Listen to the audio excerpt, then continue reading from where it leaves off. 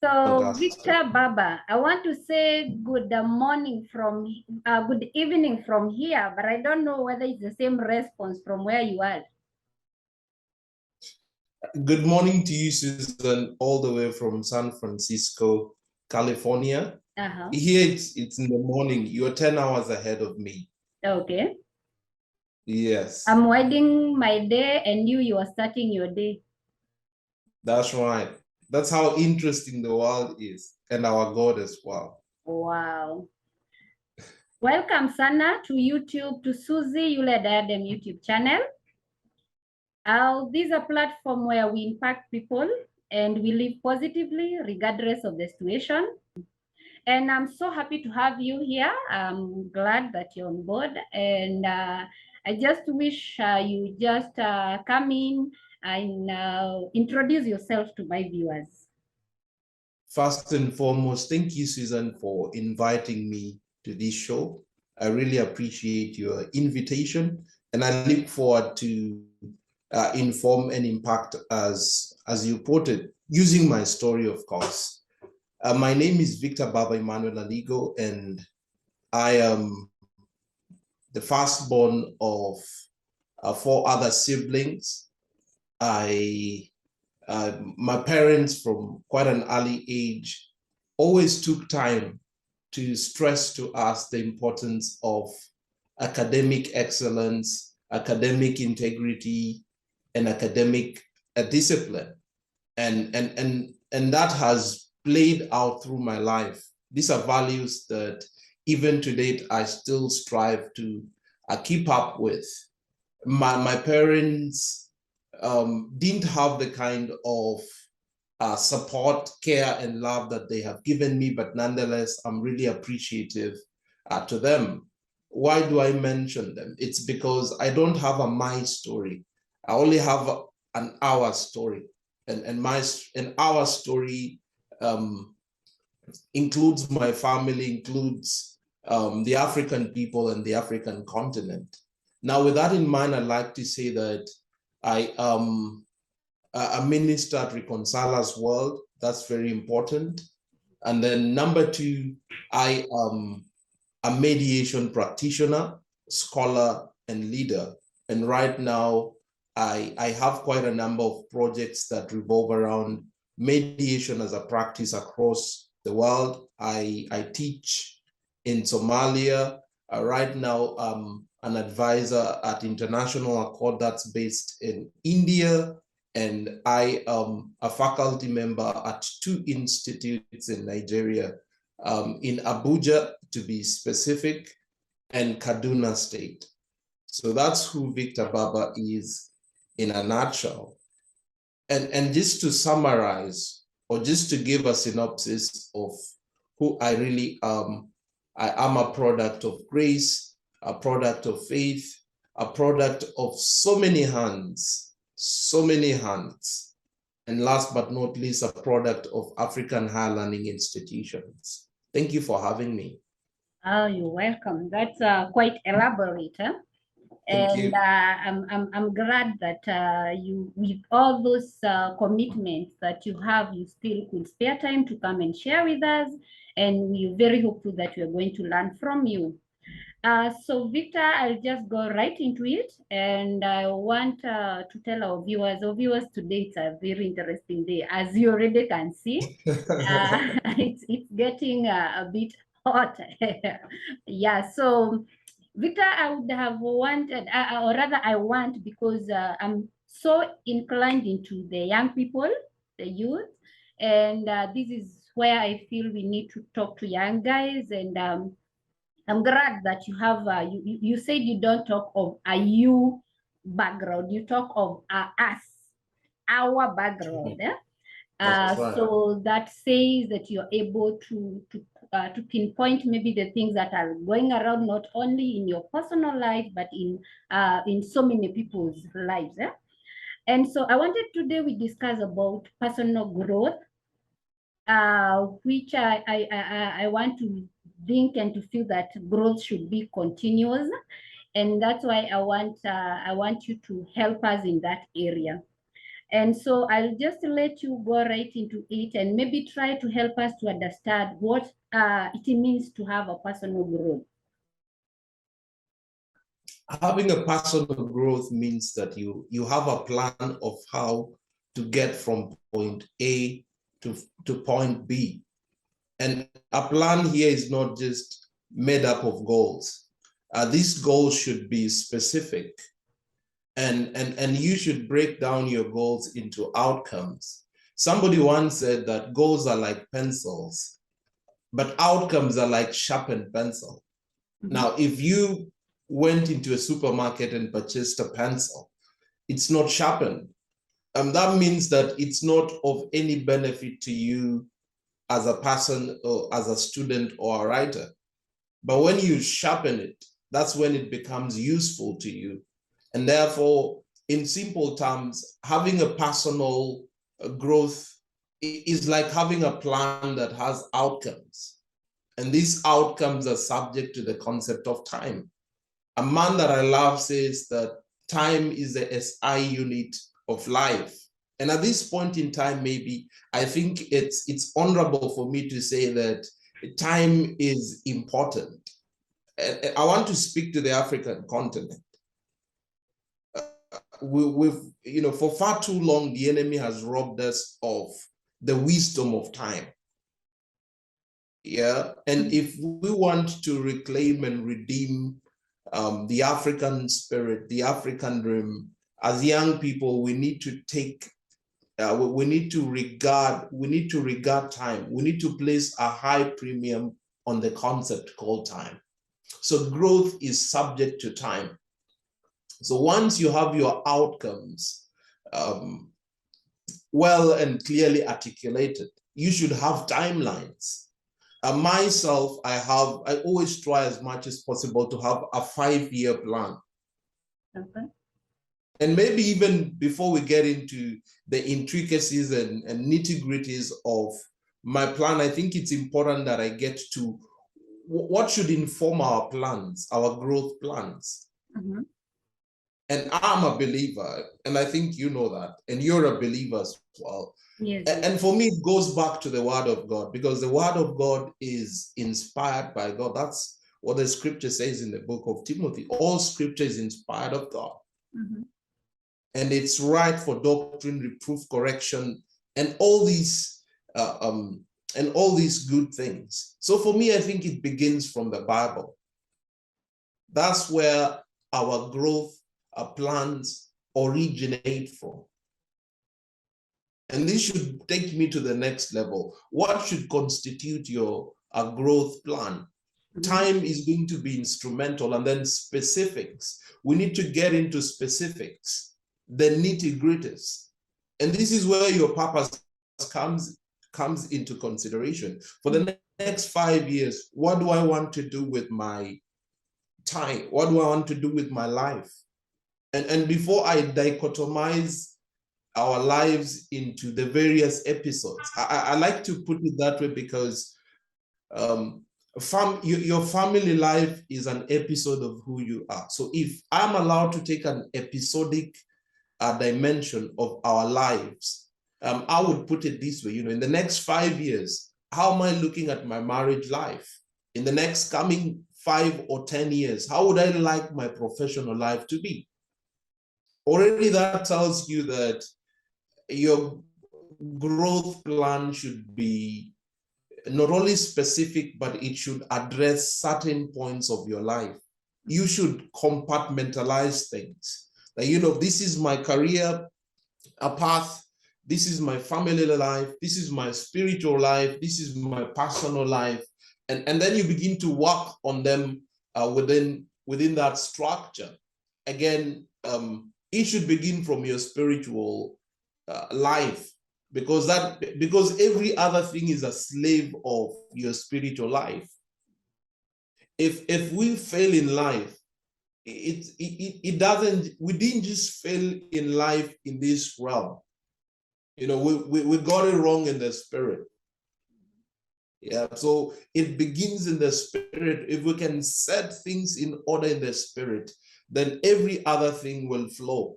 It's going to be it's just natural. It's once you sort out the supernatural, the natural always aligns. And so that's how I look at it. That's my personal opinion. So nobody should really take it as the absolute gospel.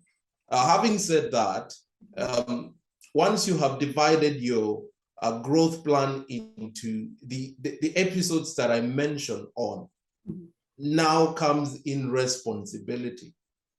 Okay. And I want to speak to the African continent that the growth of the African continent is a responsibility of the people of Africa and her friends. And so responsibility is very key in this. As a matter of fact, responsibility here is the heart and soul of growth. Okay. And responsibility, as my mentor, John Maxwell, would put it, is responding to an ability that is embedded in you. So everything comes from within. We do not outsource things from outside. It comes from within. And every time we get to speak of responsibility, it's very personal. It will take deliberate efforts. It will take intentionality. A good mentor of mine in mediation says that life is focused attention. And therefore, it will take our intentionality. We need to, the word is investment, really. That's the word that I have been looking for this while that I have been speaking, investment. Responsibility speaks of investment. And therefore, if we want to grow, we need to put in an investment. Because growth here is return on investment. Mm-hmm. It's return on investment. Nobody wakes up one morning and says that, I am grown. No, that's not the case. Even if I'm not a biologist, but I'm not stupid too. So there are a few things that I know about the growth process of a plant. Mm-hmm. Yeah, you don't just drop a seed and the following day it comes out. No, I'm yet to see such a seed on this planet Earth, if there's one that exists. Mm-hmm. So it takes effort, just like you plant a seed and it germinates, and there are certain conditions that are right for it. Oxygen, sunlight, water, and so on and so to speak. So it takes deliberate effort and responsibility. And then on top of responsibility, there are certain conditions as well. So we need to be in a state of a condition that promotes our growth, because you can have it right with your outcomes, you are responsible, but as long as your environment is not conducive for this responsibility to germinate, for these outcomes to germinate into growth, then we might be having trouble there. Mm-hmm. So environment is very important. And by extension, the climates that we find ourselves within. There's wisdom of this age that nature nurtures. Right? Yeah. Nature nurtures. Yeah. That at the end of the day, our nature is a product of our environment. So that's really important. An environment here I would break it down to our associations, affiliations, and friendships, and the companies that we keep. Truth be told, the companies that we keep play an instrumental role in our development as a person or as a character. Mm-hmm. Do you know what there's a saying that, if you hang around 5 queens or kings, the 6th king will be you. Mm-hmm. Yeah. Is that right? Yeah, sure. That's how environment has a role to play in how we go about as human beings. Mm-hmm. So if our parent and I was speaking to my kid, probably I would stress this to them, because growing up as children, our parents would tell us, oh, watch out for so and so and so and so to speak. And right now at my age, I'm able to appreciate that. Mm-hmm. That there are certain people that are no-go zone for me. Mm-hmm. Not that they will hurt me, not that I will hurt them, but simply because of where I'm going. They're not going where I'm going. Mm-hmm. Yes. Yeah. And therefore, I have no business whatsoever being around them. So it's very important that we have that at the back of our mind, climate, environment. And then maybe the other thing that I would speak to is discipline. Mm-hmm. Discipline is just, it's critical, and I cannot underscore that enough. Growing up, I remember our principal, would speak, and then he would say, with a few remarks, yet he spoke for about an hour. But anyway, that's not the story.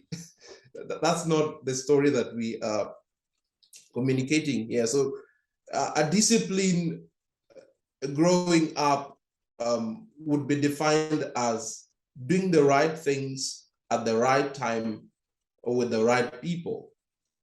So again, discipline is very important in our growth, because growth is very deliberate and intentional. And so it will take a certain discipline of routine. There's a routine.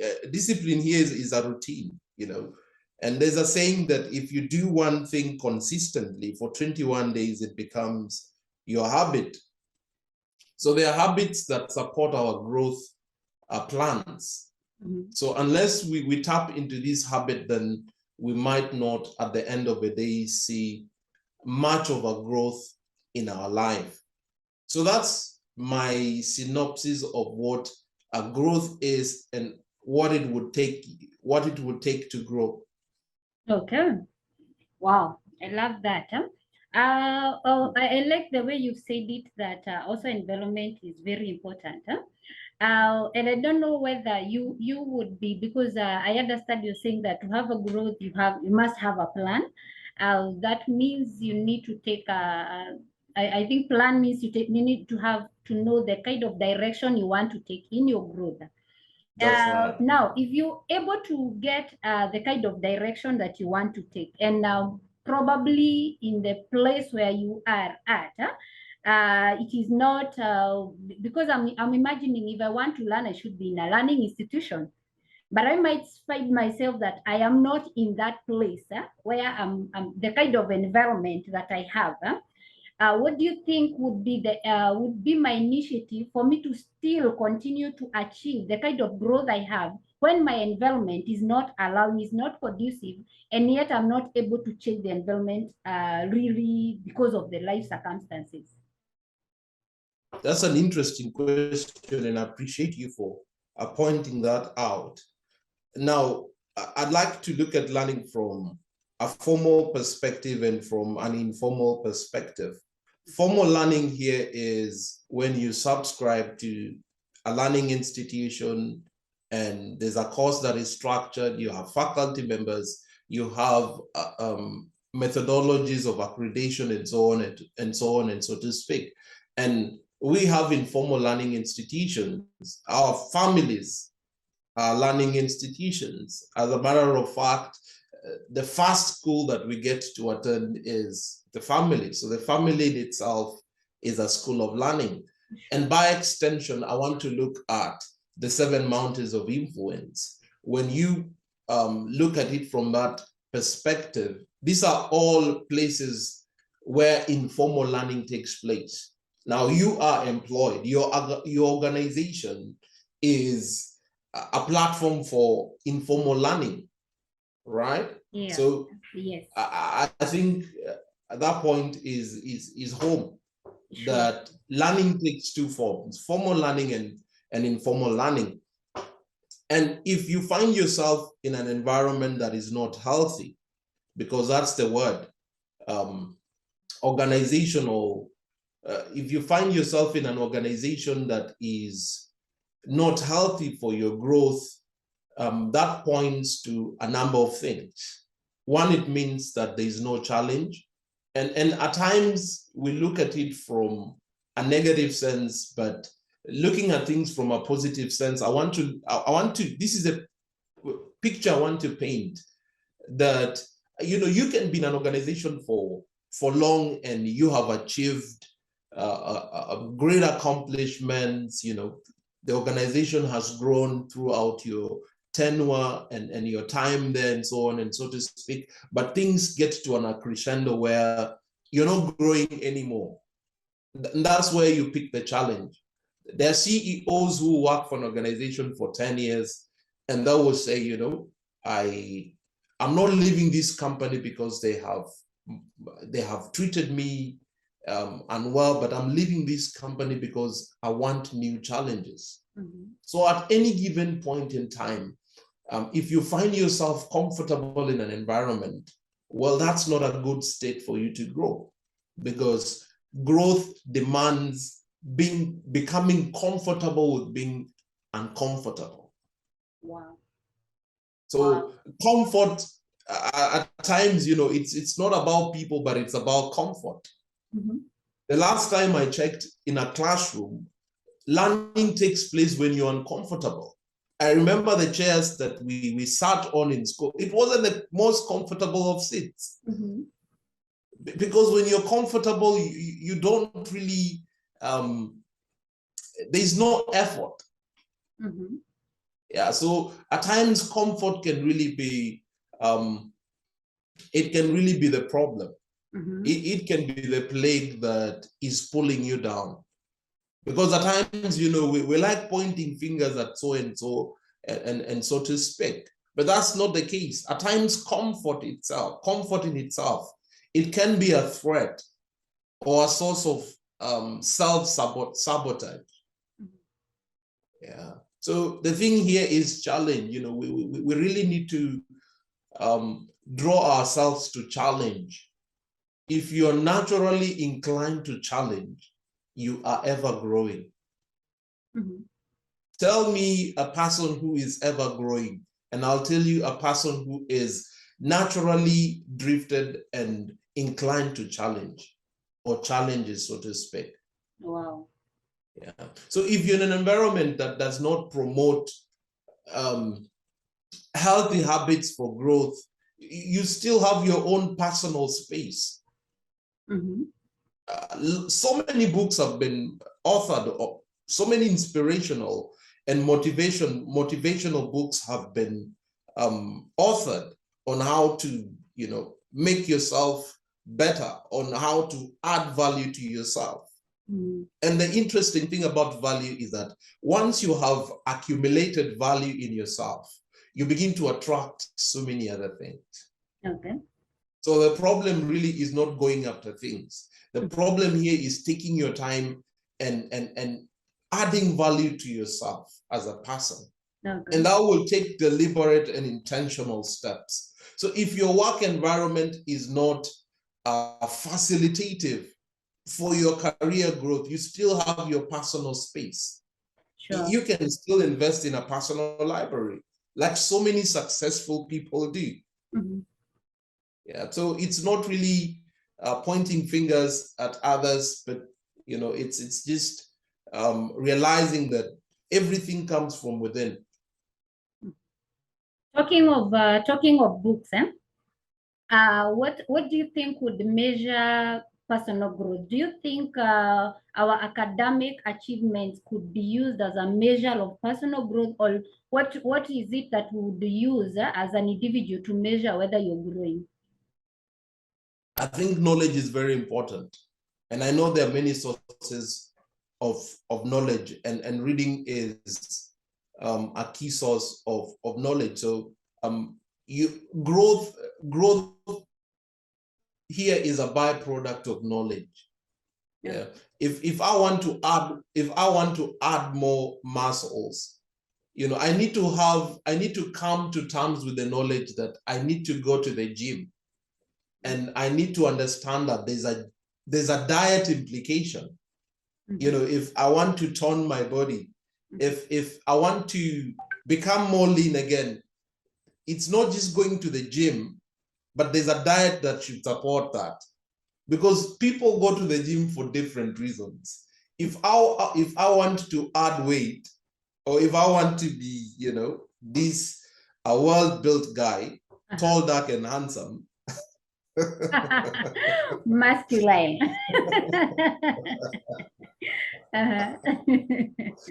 Yeah. And the way you There's have a that prescription combination, for. you don't Thank need a you. gym, you have that. Uh-huh. Thank you. There's a prescription for that. Mm-hmm. If I want to add muscles, or if I want to become more masculine, as you put it. But if I want to cut down my weight, I'll still go to the same gym, but my prescription is different. My diet is different, and so on and so to speak. Mm-hmm. So that's the thing about knowledge. So knowledge is going to be very significant in our growth protocols. Okay. Yeah. And how do we acquire knowledge? Again, there are different streams of acquiring knowledge. Mm-hmm. But for me, what works out really for me, apart from going to school and interacting with people who have, gone ahead of me in what I'm doing, reading becomes very important. And mentorships too, because mentors are a great source of knowledge as well. So, but I think reading is the most significant. It's time validated, it's stood the test of time, and this is a practice that has gone, God knows for how long. Mm-hmm. So at least it's proven, it works, it really works. Mm-hmm. So knowledge is very important. Mm-hmm. Knowledge is very important in that regard. Okay, you would say much of personal growth needs reading and probably climbing academic ladders and also reading books if you're not able to climb the ladders.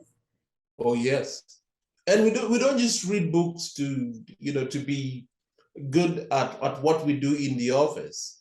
We read books for many other things. I mean, when you're traveling, Mm-hmm. you want to read a book on traveling. Right now, I'm learning how to cook, and therefore I need to peruse books on cooking. I mean, Okay. What is motivating you to want to know how to cook? I want to become independent as well. Okay. I want to stop buying food. I want to start producing food. All right. And for me to get to do that, I need certain skills and Right. knowledge. So knowledge is paramount. We can spend the whole day here talking about knowledge and how to acquire knowledge. Mm-hmm. How would you tell that you're growing and you're not stagnant? What are those measures that we would use to say you're now growing? A good question again. In organizational leadership, they talk about key performance indicators and measures. So it's important that we get to have measures that, again, taking an episodic look at our growth patterns. If right now I'm a holder of a master's program, and my goal is that by 2027, I need to have a PhD. That's not just the goal, but that's an outcome, because it's very specific, and it's time bound, it's accurate, it's very strategic. Yeah. So by 2027, I need to have my PhD. So it would behoove me, to sign up to a school, first of all, to speak, or to check my finances. I need to take stock of my finances. Can my finances support this venture? That's the first question that I need to be asking myself. And if really it cannot sustain this venture, how can I outsource? Should I go for a loan, or should I apply for scholarship?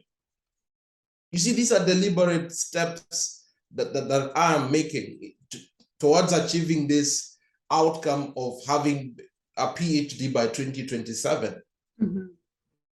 Yeah. So 2027 becomes my benchmark.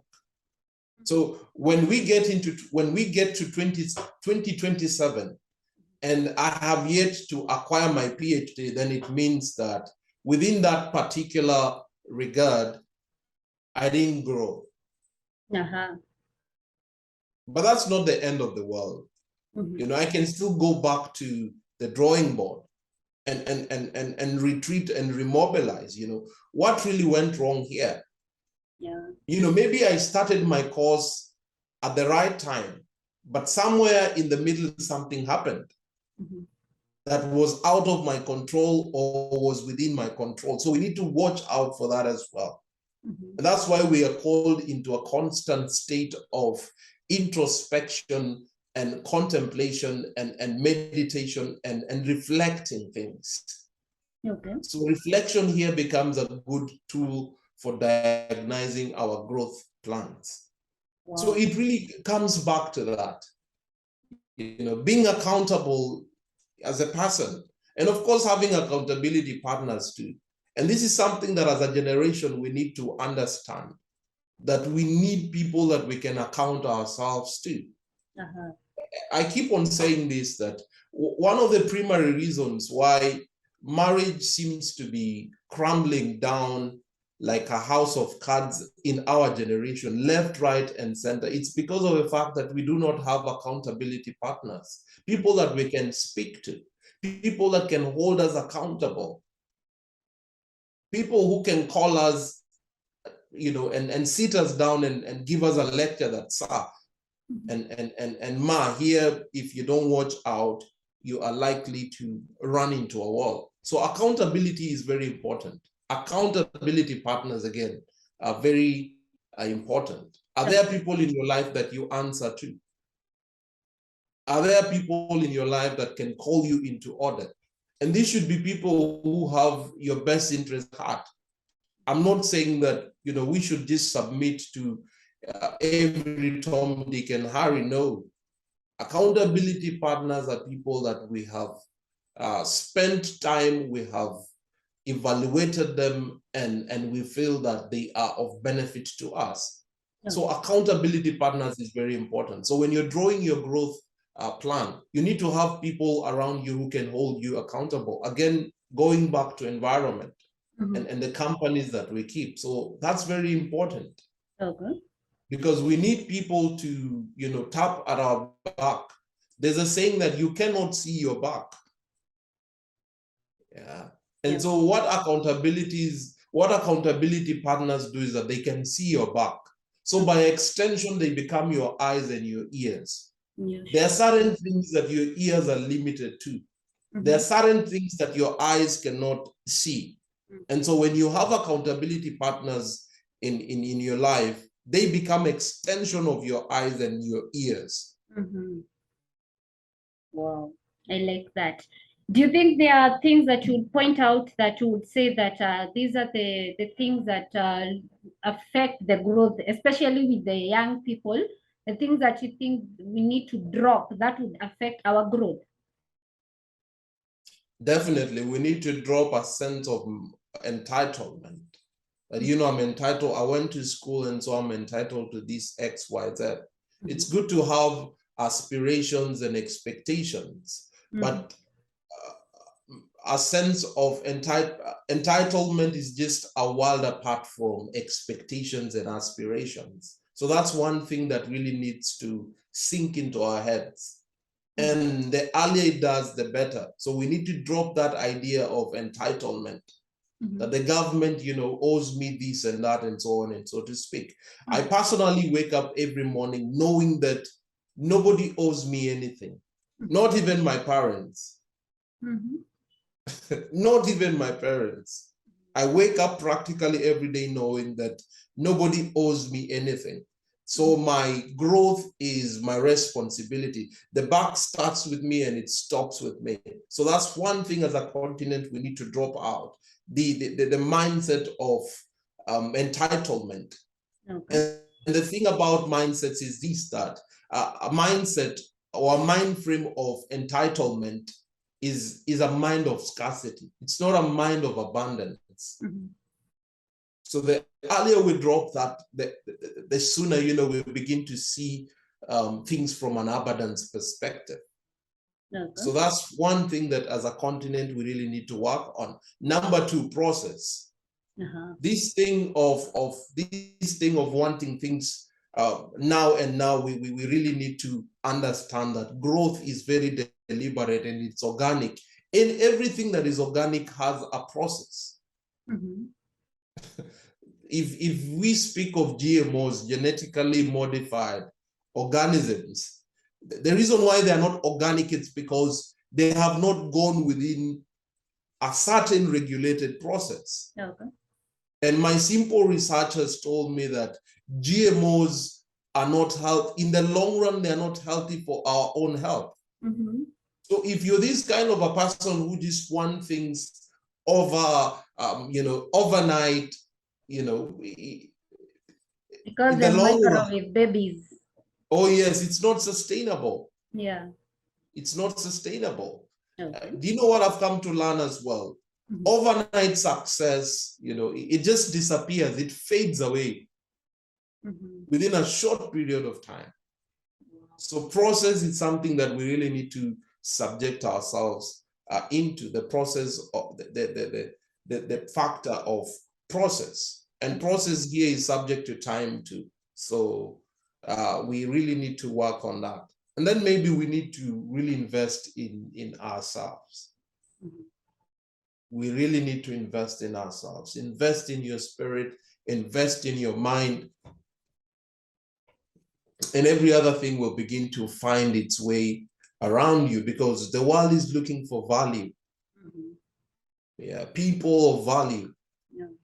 I'm sorry to put it this way, but we live in a world that is very transactional, and people will transact with you to the level of your value. So that's very important to have at the back of our mind. Yeah, but our transformation is our role here. If you want to transact with the big individuals in this life, for lack of a better word, you need to transform your life. Wow. So my message really to that young person from the African continent is this: that your life is very special, that you are going to be important in the next phase of Africa. And therefore, you need to invest in yourself, invest into your time, and invest into your mind. Thank you. Wow. Thank you very much, Victor, for that. That was a good moment.